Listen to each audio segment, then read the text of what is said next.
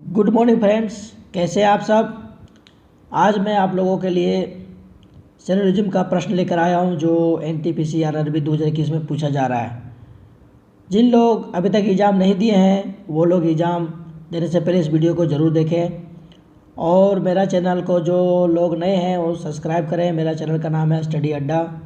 तो दोस्तों चलिए मैं वीडियो अपलोड शुरुआत करता हूँ। ये रहा आपके स्क्रीन पर। दोस्तों आज मैं आप लोगों को सेलोनिज्म पार्ट 2 के बारे में बताऊंगा, अर्थात ये मेरा सेलोनिज्म का दूसरा प्रश्न है। दूसरे टाइप के प्रश्न को मैंने लेके आया है, तो आप लोग इस वीडियो को पूरा देखें और समझने का प्रयास करें। ये प्रश्न दूसरे टाइप का है इसलिए पार्ट 2 है, लेकिन सेलोनिज्म का ही प्रश्न है। तो प्रश्न है दोस्तों, कथन है कुछ कवि गायक हैं और कुछ गायक पेड़ हैं। ये मैं आपको डायरेक्टली प्रश्न दे के आया हूँ। इसमें जो आपका निर्देश दिया गया है वो पीछे के वीडियो में है, आप देख सकते हैं। वहाँ पे आंसर 1 से लेके ई तक है। तो चलिए मैं प्रश्न को पढ़ के बताता हूँ और बना के दिखाता हूँ, वो भी कम समय में। कथन है कुछ कवि गायक हैं और कुछ गायक पेड़ हैं।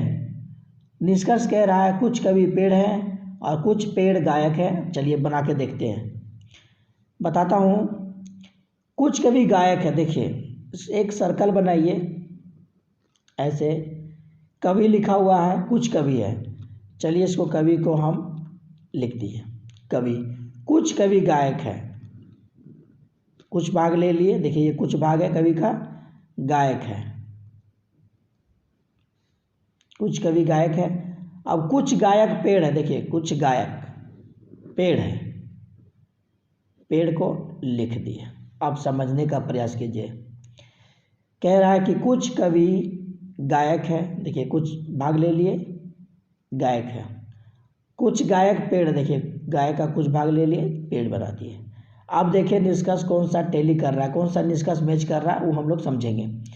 कह रहा है कुछ कवि पेड़ है, देखिए कुछ कवि पेड़ है, देखिए कवि यहाँ है और पेड़ यहाँ है, तो कुछ कवि पेड़ हो सकता है, कभी नहीं हो सकता, अर्थात निष्कर्ष 1 कभी नहीं होगा। अब कह रहा कुछ पेड़ गायक है, कुछ पेड़ गायक है। देखिए जब कुछ गायक पेड़ है तो कुछ पेड़ गायक हो सकता है, अर्थात निष्कर्ष 2 जो है ये मैच कर रहा है। ठीक है, तो निष्कर्ष 2 जब मैच कर रहा है तो इसका आंसर होगा बी नंबर। बी नंबर में क्या लिखा हुआ है, लिखा हुआ है दीजिए यदि केवल निष्कर्ष 2 निकलता है तो वो आंसर है आपका। ठीक है दोस्तों, चलिए मैं एक दूसरा प्रश्न लेकर आया हूँ। इस प्रश्न में बहुत से लड़के फंस जाते हैं। मैं आप लोगों का इस वीडियो के माध्यम से समस्या को हल करने का पूरा प्रयास करूँगा और ये बहुत ही आसान सब सवाल है, केवल समझने का देरी है। और इस टाइप के प्रश्न लोग गलत कर देते हैं। आज मैं आपको बताऊंगा सही तरीका कि कैसे इस टाइप का प्रश्न को कैसे हल करते हैं। चलिए दोस्तों मैं प्रश्न को पढ़ता हूँ। प्रश्न है सभी सेब संतरे हैं और कुछ संतरे पपीते हैं। प्रश्न एक बार ध्यान से पढ़िएगा या सुनिएगा।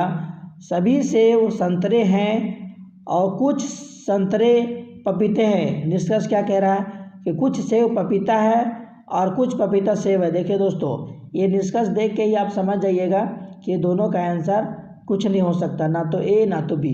देखिए ये ऑप्शन क्या बोल रहा है, देखिए मैं आपको बना के दिखाता हूँ तब आपको समझ में आ जाएगा। देखिए कह रहा है सभी सेब संतरा, ये सर्किल हुआ, ये सेब हुआ।